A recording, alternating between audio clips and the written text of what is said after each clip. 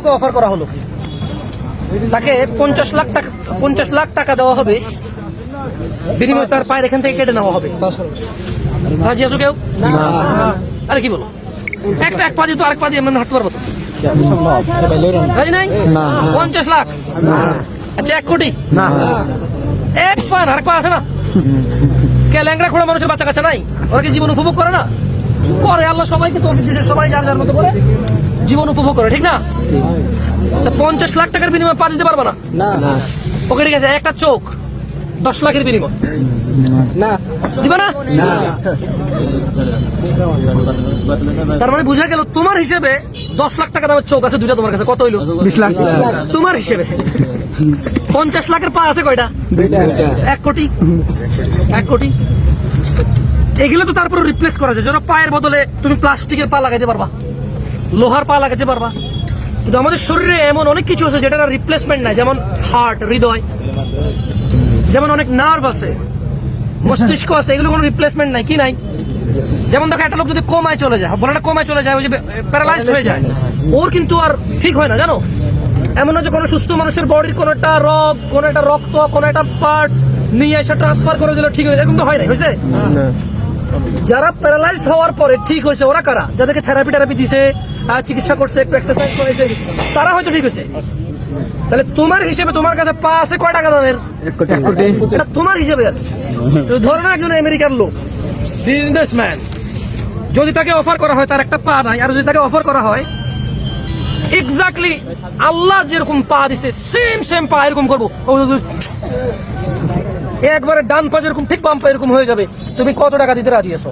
হয়তো সে বলবে আমার পুরো $100 মিলিয়ন $50 মিলিয়ন আমি দিতে রাজি আছি, কারণ আমি চাই আগের মতো দৌড়াইতে, যেভাবে আমি আগে দৌড়াইতাম, যেভাবে আমি নিজের পায়ে নিজে উঠতাম, চলতাম, ফিরতাম, আমি চাই ওরকম দৌড়াইতে। হয়তো ঠিক না?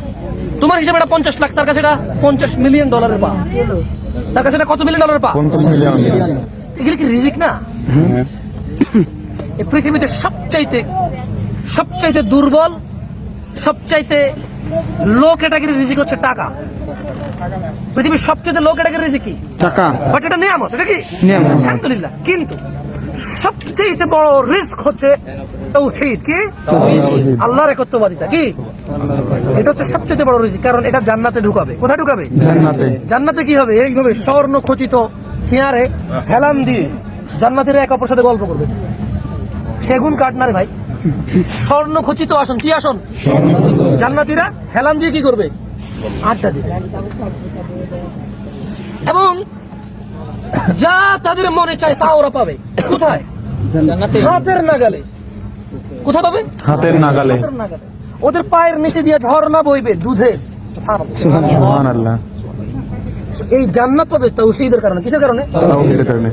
এই জন্য পৃথিবীর সবচেয়ে বড় নিয়ামত কি? তাওহীদ। কারণ ওরা, ধরো তুমি মাটি কাটলা, 500 টাকা পাবা। মাটি কাটলে কয় টাকা পাবা ডেইলি? 500। ভ্যান গাড়ি চালালে 1000 টাকা পাবা। 1000। তুমি একটা চাকরি করলে হয়তো তুমি মাসে 30,000 টাকা বেতন পেলে, ডেইলি কত হলো? 1000 থেকে একটু বেশি পড়ে, কারণ 4 দিন বন্ধ আছে। কদিন বন্ধ আছে? 4 দিন। কোথাও 6 দিন, 8 দিন বন্ধ, 2 দিন করে সপ্তাহে। তাহলে তোমার একদিনের বেতন হলো ধরো 1400-1500 টাকা। কিন্তু যে তাওহীদ নিয়ে আসে এর বিনিময়ে সে কি পাবে? জান্নাত পাবে। এই এক প্রান্ত থেকে, মানে জান্নাতের, ধরো এই জান্নাত, এখান থেকে এখান পর্যন্ত আসতে 100 বছরের পথ।